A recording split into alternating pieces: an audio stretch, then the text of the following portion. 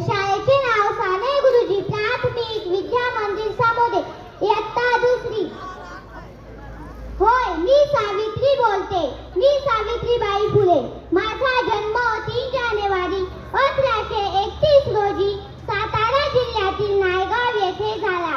वयाच्या 9व्या वर्षी महात्मा ज्योतिबा फुले यांच्याशी माझा विवाह झाला. मला शिक्षणाचा अजिबात गंध नव्हता, पण माझे पती महात्मा फुले यांनी मला शिकवले आणि घडवले. पुण्यात भिडेच्या वाड्यात मुलींसाठी त्यांनी पहिली शाळा काढली, पण तिथे मुलींना शिकवण्यासाठी कोणीही तयार होत नव्हते. तेव्हा ज्योतिबांनी मला या ठिकाणी शिकवण्यासाठी पाठविण्याचे ठरवले. मात्र मी होते अक्षरशत्रू. मला वाचताही येत नव्हते आणि लिहिताही. पण ज्योतिबांनी खूप कष्ट घेऊन मला शिकवले.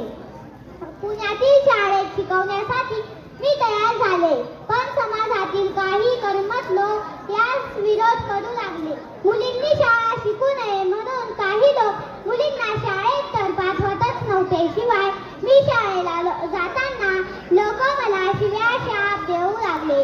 माझ्या अंगावर शेण टाकू लागले. मला दगडगोट्याने मारू लागले.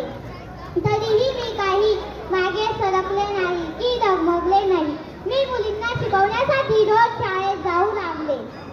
शिक्षणाने मानवी जीवनाचा विकास होतो हे महात्मा फुले यांनी सांगितले होते. म्हणून त्यांनी सर्व प्रकारचे प्रयत्न करून महिलांच्या शिक्षणासाठी अहोरात्र कष्ट घेतले. त्यामुळे आज महिलांची प्रगती दिसून येत आहे. म्हणून मला आज एकच गोष्ट सांगावीशी वाटते की आपल्या मुलींना शिक्षणापासून दूर करू नका.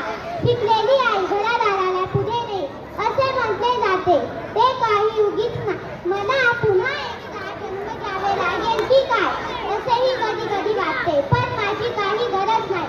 फक्त तुम्ही तुमच्या मुलींना उच्च शिक्षण देऊन तिला तिच्या पायावर उभी राहण्याची क्षमता